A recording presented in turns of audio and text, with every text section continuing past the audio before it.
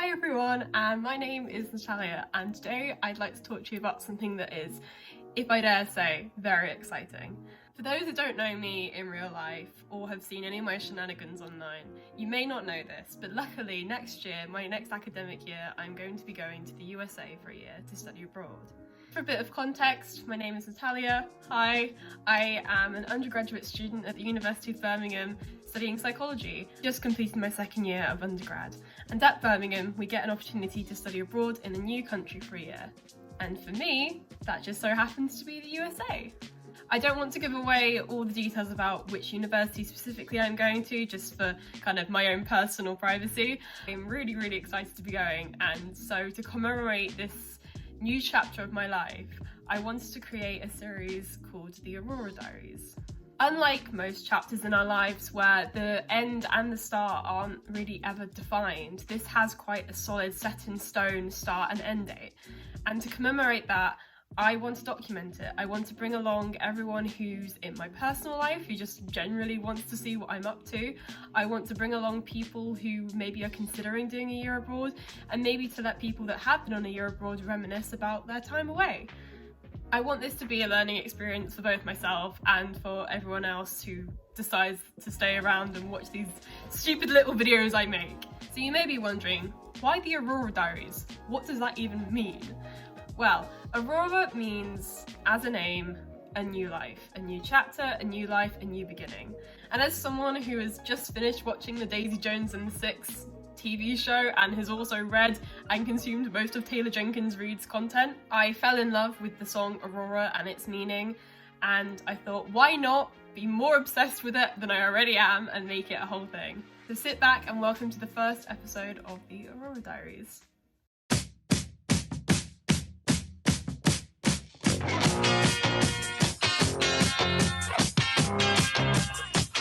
So for this first entry, I want to give 50 reasons why I'm excited to go away next year.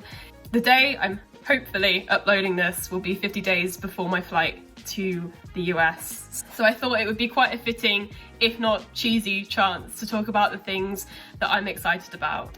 Because I feel like every time a friend asks me, "Oh, are you excited to go away next year?" I'm like, I definitely am, but I can't ever pinpoint exactly what it is. Or if I can, they're very broad, sweeping statements.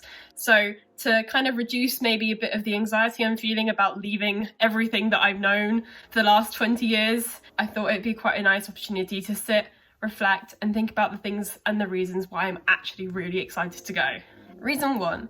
The chance to grow in independence. I am a fairly independent person as it already stands, but I think leaving everything that I've known for my entire life and having to adjust for new culture, a new setting, and new people will give me the opportunity to really think about myself and have to ask questions and do things that maybe I've never done before. And I think, you know, even flying alone, it will be such a new experience to me that it will push me out of my comfort zone and give me the chance to really find out how strong and independent I really am. Number two, the pictures I'll take. Number three, the Fresher Week events. For any Americans watching, Freshers Week being like the first week of the year when basically it's just loads of activities, loads of fun, and it kind of feels like you're on a holiday camp. In the UK, a lot of that kind of involves clubbing, alcohol, maybe events that are a bit less PG, but obviously different rules in America, can't drink until you're like third year or something. I'm really interested to see if there's a defined difference in the activities or if it is just quite similar in terms of like the events that the university put on and the culture around those activities. Number four, I think it goes without saying, but the friends I'll make. And following on from that, number five, enriching existing relationships and friendships I already have in the States, and hopefully I'll get the opportunity to see these friends that I already have out there. Number six, explaining the differences between each of the cultures to my US friends and my British friends. I think a lot of the time I spend time talking to my American friends about the British culture and how different it is, and things like English breakfasts and how Boxing Day exists. And I want to be able to do that with people IRL. I think it's such a fascinating conversation that genuinely has led to hours and hours and hours of debates with my friends. Number seven, understanding the US culture a bit more thoroughly. I think I already understand it to a decent extent. I have friends out in the States already, and I've consumed a lot of US culture, both like in music, film, books and stuff. But I think you can't ever, with any culture, say that you've truly understood it until you've lived in it. And I know we're talking about the US and the UK, which overall are quite similar. It's not like I'm going to a country where the culture is vastly different from my own, but there are still differences, and there are still differences that shock me even after having these experiences in the USA before. Number 8, to expand my academic network, if that be with professors, lecturers, researchers, anything like that, just to be able to have contacts in a different country and in different disciplines. I think that's great to have.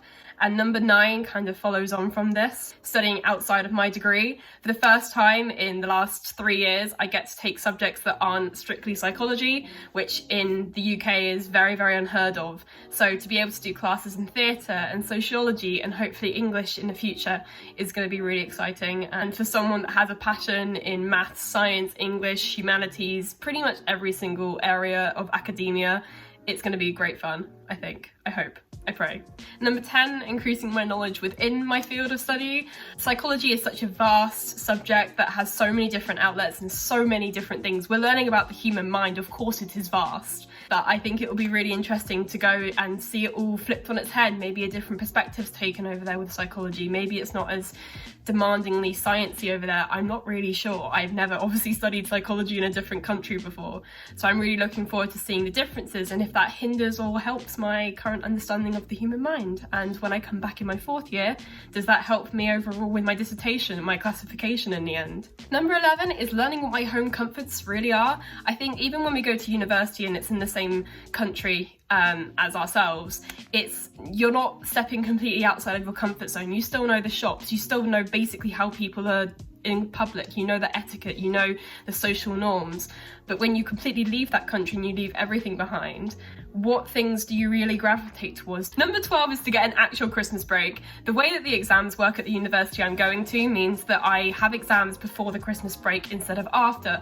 Most UK universities have their exams, or at least the university I go to, have their exams in January for the first semester. So it means that you're revising over Christmas, and usually even though you're relaxing, you still have this background guilt that you're not actually doing any work. So to be able to have exams done and dusted by Christmas will be great and give me an opportunity to actually relax in January and the end of December, when it kind of is a bit crazy for me and my family. Number 13 is the experience I might gain in research academically. I'm saying this with a big might in the middle because I don't actually fully know the restrictions and not restrictions of my visa, but I have been looking and I'm really hoping that I will be able to get my hands into some actual research while I'm out there, if possible. Number 14 is being able to wake up early, at least at first. The US is obviously behind the UK in terms of time zone, so it means that when you're over there, especially at first, if you're not quite over the jet lag, you do find yourself waking up earlier. And when I've been over to the US before, I found myself waking up at 5 a.m. perfectly fine. Obviously that will slowly go over the months, but I'm gonna take what I can get here. Number 15 is to be able to actually take a break from my own degree. As silly as it sounds, doing a degree is hard and it is a lot of pressure and it's a lot of work, and I definitely pushed myself quite a lot in second year, and it's gonna be nice to be able to kind of take a step back from that craziness and be able to kind of truly appreciate academia and learning in a place that is hopefully going to be really fun. Hoping that it will be a nice break, that when I come back for my final year, I feel refreshed and really passionate about my subject again. Number 16, having new charity shops to discover. Number 17 is discovering new music and artists and pieces of theatre that I probably wouldn't have seen if I'd stayed in the UK. Number 18, targets. What a thing. Can't wait. So big, so much going on. My brain is very excited for that. Number 19, being an exchange student. Obviously, we have so many different cultures that come together. So meeting new people from not just the US. Number 20, the new food I'll try. Number 21, being able to compare the US and the UK from a completely new perspective. Number 22, experiencing American coffee. Number 23, the place I'm going to has a lot of snow. So snow, because the UK, I'm not sure if you're aware, gets snow, but not much of it. And when it is there, it is very, very, very, very sad snow. Number 24, creating new routines. Obviously, the US and the UK higher education system is completely different in the way that they work. And so being able to create new routines and see if I thrive better in that environment or not will be very interesting. 25, the places outside of the city I'm staying in and traveling around the US and all the different places I will hopefully get to discover. 26, experiencing the hype of US holidays such as Thanksgiving and Halloween. Number 27, being close to fresh lake water. Number 28, finding Americans thinking I'm cute because I'm British. Americans think that British people are like pocket sized and they can give them a bit of a hug. So if I say something too British, either seeing the absolute horror that I've said something that they can't even believe I would have said, or the, oh, you're British. Number 29, to work on my spontaneity with new people. Number 30, being able to make playlists of the music that I listen to repeatedly throughout the year. Music is a great memory holder, and so whenever I listen to a specific song that I repeatedly listen to at a point in my life, it kind of brings me back to that point. And so it would be nice to create a playlist with the music that I listen to while I'm out there, that when I come back to the UK, I can listen to and be like, oh yeah, I remember that. I remember how fun that was, or how anxious I felt at that point, or like how I got over something that I was really scared about. Number 31, minimizing my packing and hopefully working on my minimalism. I'm only taking 2 suitcases with me next year, so pray for me. Number 32, being examined differently. Do I prefer it? Number 33 is hopefully getting a bit better at flying. I'm a bit of an anxious person when it comes to flying. I'm not the worst. I will get on a flight if I have to. Your brain works in mysterious ways when you're in situations you don't particularly like.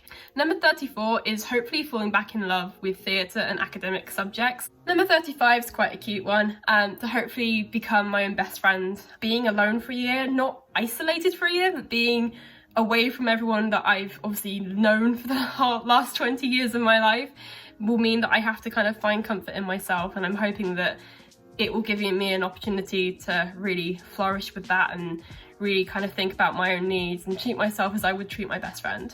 Number 36, seeing if I like late classes. My first semester, I have already picked my classes out, and a lot of them actually fall past 6 p.m.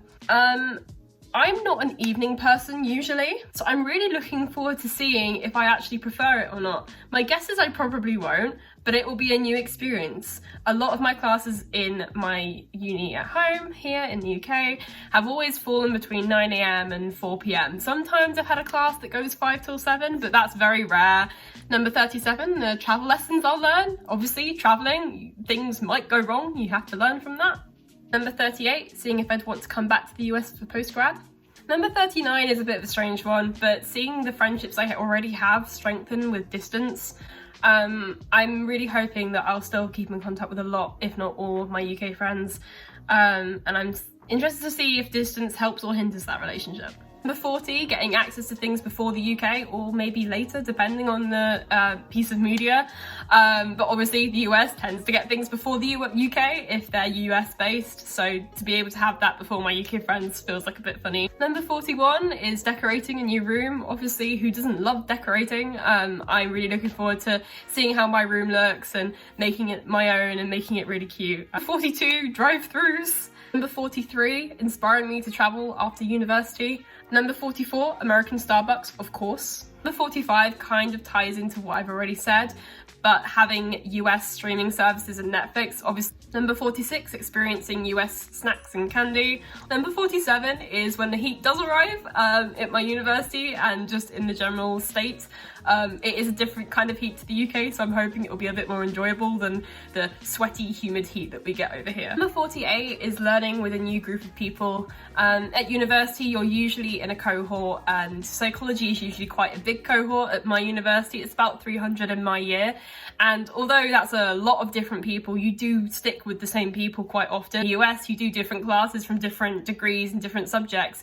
That pool is even wider, and so I will meet people that have an interest in theatre and have an interest in sociology and also have psychology and history and English and all these wonderful different majors, and I think that really elevates the learning experience. Number 49 is maybe a bit stereotypical, but being surrounded by extroverted people.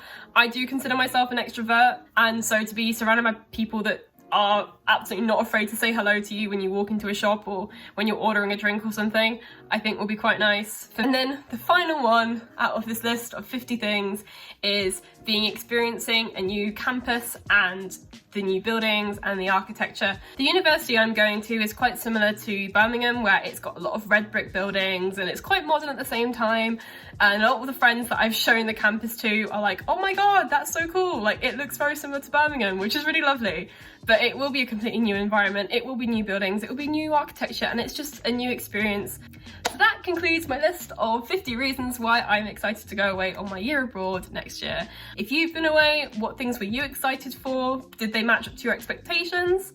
And if you're thinking of going away or you're not so sure yet, but you're watching this to find out, is there anything you think you might be excited for? And do you have anywhere in particular in mind?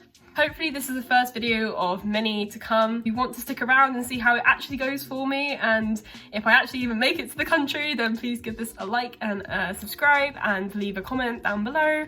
But that's kind of it, and hopefully I will see you again soon.